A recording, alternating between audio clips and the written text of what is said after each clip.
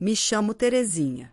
Uma mãe que dedica seu tempo a cuidar do lar ao lado do meu esposo César, meu filho Robert e, surpreendentemente, minha sogra Vilma. Neste ano em que completei 36 anos, algo dentro de mim mudou, uma sensação estranha de que as coisas não seriam mais as mesmas.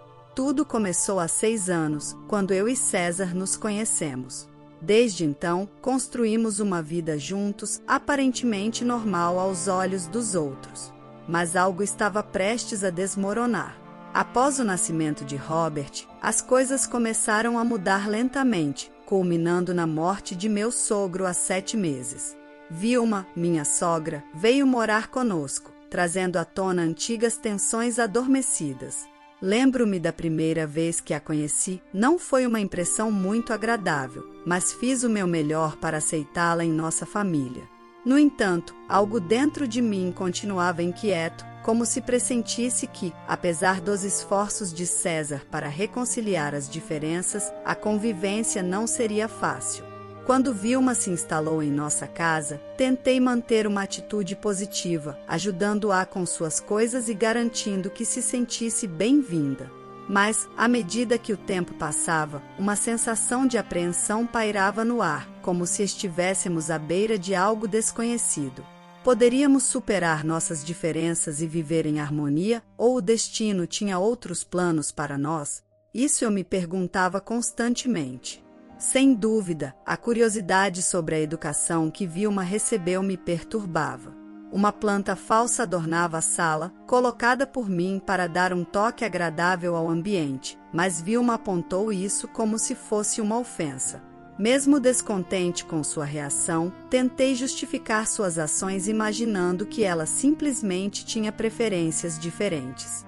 Depois de um breve momento cuidando de Robert, Vilma se acomodou diante da televisão sem se oferecer para ajudar, enquanto eu cuidava das tarefas domésticas. No entanto, suas críticas incessantes continuaram dia após dia. Em uma manhã, levantei-me cedo para preparar o café da manhã para todos nós, na esperança de descansar mais tarde. Para minha surpresa, ela não me deu trégua, criticando cada detalhe do que eu fazia. Mesmo ausente durante o dia, ela nunca perdeu a oportunidade de apontar falhas em minha rotina. Mentalmente exausta com essa situação, decidi compartilhar minhas preocupações com César, esperando que ele interviesse. No entanto, para minha decepção, ele permaneceu impassível diante do comportamento de Vilma. As noites passavam comigo mergulhada na desesperação enquanto meu filho chorava sem parar, e eu me sentia incapaz de levantar para atendê-lo. Em uma dessas noites turbulentas, quando Robert chorava sem parar, Vilma me acordou violentamente, questionando como eu poderia dormir enquanto meu filho clamava por ajuda. Embora exausta e imobilizada pelo cansaço, decidi suportar em silêncio, sem querer piorar a situação. Quando finalmente chegou o dia em que César estava em casa, comecei a planejar o almoço, apenas para ser confrontada por Vilma insinuando que eu deveria preparar a comida, já que era minha responsabilidade como mulher. Apesar de tudo, mantive a compostura, tentando ignorar suas provocações. Cada vez mais, me questionava se essa convivência não estava se tornando mais do que simplesmente diferenças de opinião. Mas naquele momento, ficou claro para mim que não era apenas uma fase passageira. Embora tenha demorado um pouco para perceber, simplesmente não podia ignorar a realidade. Vilma estava sendo implacável comigo, pressionando cada vez mais. Se não fosse pela minha crença de que ela agia assim para o meu próprio bem, acho que teria colapsado. Sem coragem de enfrentá-la, confessei minha situação a uma amiga. Depois de deixar Robert na creche, ele concordou que definitivamente era um caso de assédio e me encorajou a abordar a situação. Desabafei todos os detalhes com minha amiga de infância, que ouviu com empatia e preocupação. Foi a primeira vez em muito tempo que me permiti chorar e expressar minhas frustrações. Ela me assegurou que eu estava fazendo o melhor possível e que as coisas melhorariam.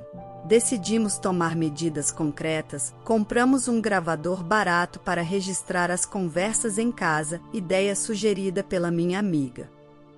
Embora celebrássemos nossos pequenos triunfos, sabíamos que tínhamos muito trabalho pela frente. Enquanto fazia a limpeza, encontrei um papel caído de um cômodo de Vilma.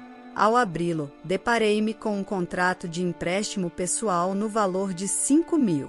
Instintivamente, guardei o papel pensando que poderia ser útil mais tarde. Quando Vilma retornou, imediatamente depois de César, nos sentamos para jantar e ela começou com suas queixas habituais. Mas ela interrompeu para mencionar um cupom de desconto para uma estadia em um spa de 5 estrelas. Surpreendentemente, sugeriu que eu também fosse, o que me deixou perplexa considerando sua atitude hostil anterior. Inicialmente desconfiada de suas intenções, terminei aceitando a oferta, pensando que talvez houvesse uma tentativa genuína de reconciliação por trás de suas palavras. Decidi dar-lhe o benefício da dúvida e reservamos a estadia para o dia seguinte. Minha mente estava inquieta com a decisão que precisava tomar. Após uma noite sem dormir, passei horas refletindo sobre a viagem e o convite de Vilma para me juntar a eles. Sentindo-me indecisa, expressei minhas preocupações a César. Ele não conseguiu articular uma resposta, o que só aumentou minha frustração. Parecia ignorar a situação, e isso me machucou profundamente. Mesmo assim, ele me suplicou que reconsiderasse, e finalmente aceitei, contanto que aceitasse algumas condições. Mostrei-lhe o papel que encontrei no quarto de Vilma, onde estava escrito que ela tinha uma dívida de 5.000. Sua expressão de incredulidade refletia minha própria surpresa. Apesar de pedir que eu ajudasse sua mãe, estava determinada a não permitir que ela continuasse me maltratando. Sugeri 2 condições. Primeiro, que ele interviesse sempre que sua mãe me tratasse mal. Segundo, que estabelecêssemos regras para ela e, se ela não concordasse, seria convidada a sair. Para minha surpresa, César aceitou. Decidimos manter as aparências até depois da viagem. Pedi à minha amiga que colocasse as regras pela casa enquanto estávamos fora. Planejamos revelar as condições após o retorno. No dia da partida, informei a Vilma que me juntaria a eles na viagem, mantendo uma fachada de calma. Enquanto nos preparávamos para sair, Vilma ordenou que eu carregasse as malas. Engoli minha raiva, preferindo evitar confrontos. As malas pesavam tanto em minhas costas que mal conseguia equilibrar enquanto tentava cuidar de Robert ao mesmo tempo. Suponho que não teria energia para desfrutar do hotel. O hotel, tanto por fora quanto por dentro, era deslumbrante e luxuoso. Robert estava radiante explorando cada canto, enquanto Vilma admirava a decoração. Após o check-in na recepção, peguei minha bolsa, pronta para ir ao quarto, quando as palavras de Vilma me surpreenderam. O hotel literalmente só tem reservas para nós 3, disse ela. Fiquei sem palavras, percebendo naquele momento que a única razão pela qual ela me convidou para a viagem era para que eu servisse como carregadora. Ela nunca teve a intenção de me deixar ficar com eles desde o início. Pouco a pouco, a situação se tornou clara. Perguntei onde deveria dormir, mas ela não se importou e sugeriu que acampasse na natureza ao redor do hotel. Estava furiosa, à beira das lágrimas, mas ela simplesmente desapareceu no corredor com o resto da família, dizendo: "Te vejo na hora de ir embora." Eu concordei. Fiquei parada no lobby do hotel, atordoada, e finalmente saí. Sabia que havia um problema, mas nunca esperei ser forçada a dormir fora. Estava à beira das lágrimas. Tudo o que recebi de César foi uma mensagem dizendo que lamentava muito. Nem sequer pude responder. Como meu esposo poderia me abandonar assim? Nem mesmo se incomodou em confrontar sua mãe ou em pagar minha estadia. Foi incrível. Quando finalmente cheguei ao campo aberto, já passava do meio-dia. Levei meu almoço em um café aleatório e encontrei um lugar onde pudesse ver as estrelas à noite. Foi então que minha amiga ligou. "Oi, como vai a viagem?" ela perguntou. Expliquei a situação e ela ficou furiosa, oferecendo-se para vir me buscar. No entanto, recusei, sabendo que se cedesse, Vilma conseguiria o que queria. Em vez disso, decidi procurar um advogado apenas como precaução, enviando todas as provas do incidente. Estava decidida a processá-la por abuso emocional. Se houvesse justiça, ela seria expulsa após a viagem. Eu tinha provas sólidas que poderiam provar isso. Meu advogado me assegurou que tinha base legal para prosseguir, mas o esgotamento mental e físico me atingiu com força e simplesmente desmoronei na grama fresca. Terminei aquele dia ao ar livre, contemplando a bela vista noturna e sentindo a brisa fria. Na manhã seguinte, encontrei Vilma e minha família justo a tempo do check-out. Terezinha, você passou a noite fora. Aposta que nem se lavou. Está tão suja, ombou Vilma. César tentou intervir, mas ela mudou rapidamente de assunto, aparentemente satisfeita por me ter forçado a sair. O sorriso de Robert foi a única consolação quando voltamos para casa.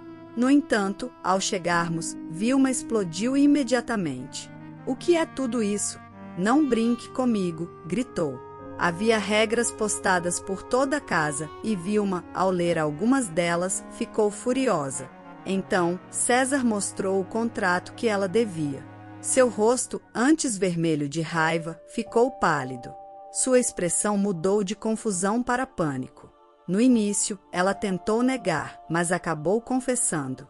Estava gastando dinheiro do seguro do marido em festas, e quando o dinheiro acabou, continuou pedindo empréstimos sem parar. Decidimos que ela não podia mais viver conosco com dívidas pendentes, então pedimos que ela saísse. Mostrei as provas de seu comportamento abusivo e a ameacei com um processo.